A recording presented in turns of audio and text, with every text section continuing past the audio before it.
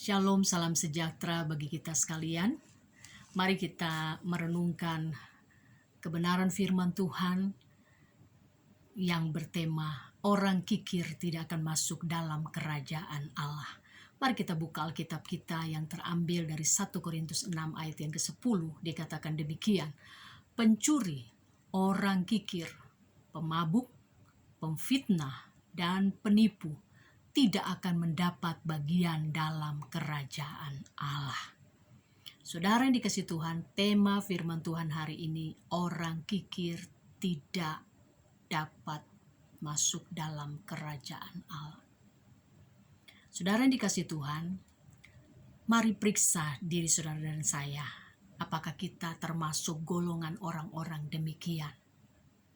Karena Alkitab mengingatkan, bukan hanya pemfitnah, pemabuk, pencuri, tapi orang kikir juga tidak akan mendapat bagian dalam kerajaan Allah.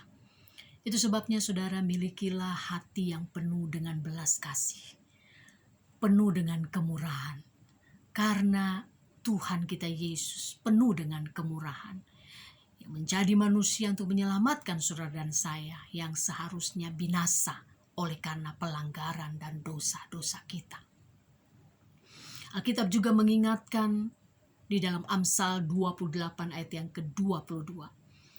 Orang yang kikir tergesa-gesa mengejar harta dan tidak mengetahui bahwa ia akan mengalami kekurangan. Orang kikir tidak akan pernah merasa puas.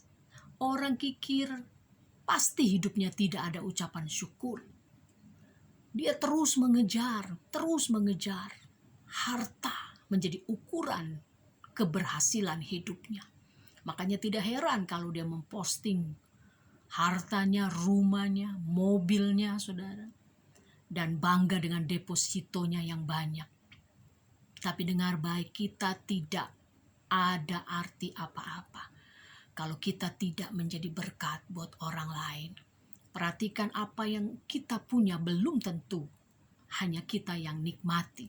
Ada bagian orang miskin, ada bagian janda, ada bagian pekerjaan Tuhan, ada bagian keluarga yang perlu ditolong. Jadi saudara yang dikasihi Tuhan, orang kaya, tapi kalau dia kikir, saya katakan itu bukan orang kaya, tapi orang miskin. Kenapa? Karena dia takut memberi. Kalau dia memberi, dia akan mengalami kekurangan. Dia lupa, saudara, dalam firman Tuhan Amsal 11 ayat 24 berkata, ada orang menyebar harta tetapi bertambah kaya. Ada yang menghemat secara luar biasa tetapi selalu berkekurangan. Perhatikan, engkau berhemat luar biasa tapi berkekurangan. Ada orang yang menyebar harta tapi bertambah kaya. Ini firman Tuhan, saudara. Jadi saudara dikasih Tuhan, kalau kita hanya hidup untuk diri kita saja, ya apa bedanya kita dengan orang-orang yang tidak mengenal Tuhan? Saudara, Amsal 23 ayat 6-7 berkata, jangan makan roti orang yang kikir. Jangan ingin makanannya yang lezat. Dia mempersilakan makan, tapi saudara, dia membuat perhitungan. Dia tidak tulus hatinya, itu Alkitab bilang.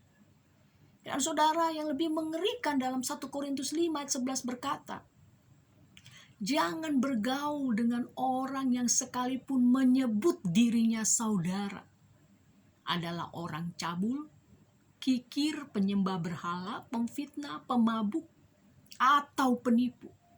Orang demikian janganlah kamu sekali-kali makan bersama-sama. Sekalipun menyebut saudara, tapi kalau dia kikir, jangan makan, saudara. Karena tadi ayat sebelumnya berkata, orang kikir memberi makan tapi hatinya tidak tulus, membuat perhitungan, saudara. Itu sebabnya saudara, milikilah hati yang penuh dengan belas kasih. Karena apa yang engkau tabur, itu yang akan kita tuai. Engkau menabur banyak, engkau menuai banyak. Engkau menabur sedikit, engkau menuai sedikit. Engkau tidak menabur, maka engkau tidak akan menuai sama sekali.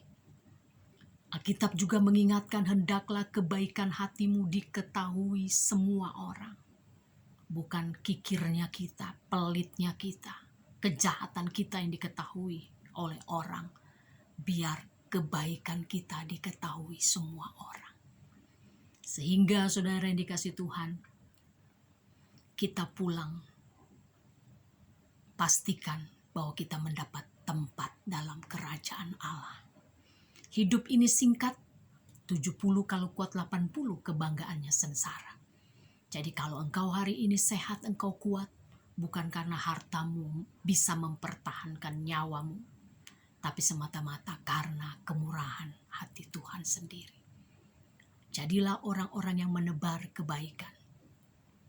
Dan ingatkan supaya kita menjadi orang-orang atau pribadi-pribadi yang punya belas kasih. Ingat, orang kikir tidak akan mendapat bagian dalam kerajaan Allah. Kiranya pesan firman Tuhan hari ini menjadi berkat bagi kita sekalian. Shalom.